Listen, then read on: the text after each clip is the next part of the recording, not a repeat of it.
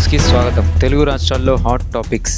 యువతకు కూటమి ప్రభుత్వం ఉగాది కానుకగా శుభవార్త అందించింది. రాష్ట్రంలో 10,060 ఖాళీల భర్తీకి జాబ్ క్యాలెండర్ను మంత్రి నారా లోకేష్ విడుదల చేశారు. ఈ క్యాలెండర్లో పోస్టుల వివరాలతో పాటు నోటిఫికేషన్ తేదీలు కూడా ముందుగానే ప్రకటించారు.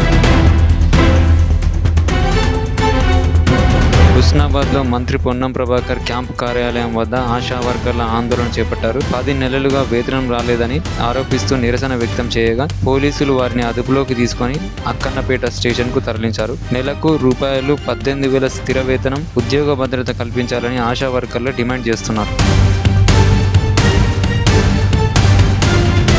జగన్ ఆస్తుల విషయంలో షర్మిలకు, ఆమె పిల్లలకు అన్యాయం చేశారని విజయమ్మ ఆరోపించారు. వైఎస్ ఆస్తుల కుటుంబానికి చెందినవేనని, వాటిని సమానంగా పంచాలని ఆయన ఉద్దేశమని తెలిపారు. ఇప్పటికైనా న్యాయం జరుగుతుందని ఆశిస్తున్నానని చెప్పారు. ఈ అంశంపై అఫిడవిట్ ద్వారా ఆమె వివరణ ఇచ్చారు. ప్రభుత్వం ప్రాసెస్ ప్రకారమే ముందుకెళ్తుందని, వివరణ లేకుండా అరెస్టు చేయలేమని సీఎం రేవంత్ రెడ్డి తెలిపారు. ఇప్పటికే అరవింద్ కుమార్ను సస్పెండ్ చేసి ప్రభాకర్ రావు స్టేట్మెంట్ రికార్డు చేస్తున్నామని చెప్పారు. బీఆర్ఎస్ హయాంలో 6,000 ఫోన్లు ట్యాప్ చేశారని ఆరోపిస్తూ కేటీఆర్, హరీష్ రావు ఏ విచారణ కోరినా సిద్ధమని వెల్లడించారు.